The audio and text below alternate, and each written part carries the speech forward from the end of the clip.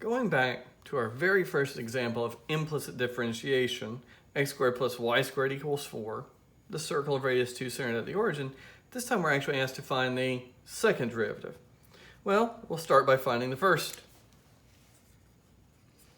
Differentiating each side implicitly gives me this, remembering that the derivative of a constant is always 0. Taking 2x away and then dividing by 2y will give me minus x over y.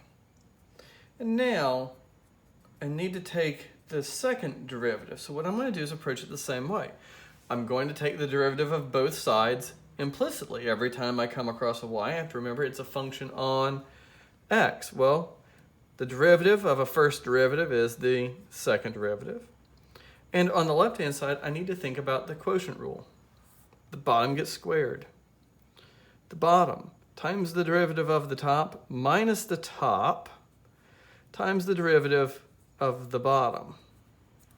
So let's see. I have a minus y plus x times dy dx all over y squared. This technically is the second derivative, but it has dy dx in it. It has the first derivative in it. Well, if you gave me an x and a y, I could find the first derivative, plug it in there, and then take x and y, plug them in where they go and evaluate it. But it would be better if I had one formula only in terms of x's and y's.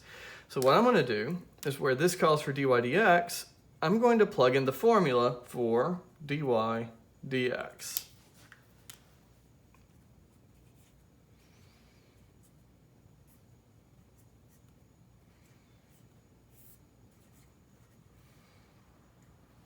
All right, so I'm looking at minus y plus x times minus x over y all over y squared, and I want to simplify that a little bit, but I think I'll give myself a little more room to do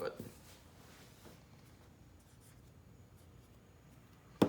Go on and simplify the top just a little bit. I'd have a minus x squared over y all over y squared.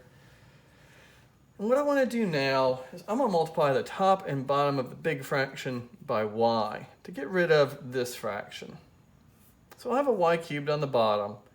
Then I'll have minus y squared minus x squared, which I could rewrite as minus x squared plus y squared all over y cubed, where that minus is out front.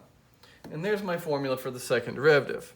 The first derivative was minus x over y, and the second derivative minus x squared plus y squared all over y cubed. This process is always how we'll go about finding a second derivative implicitly.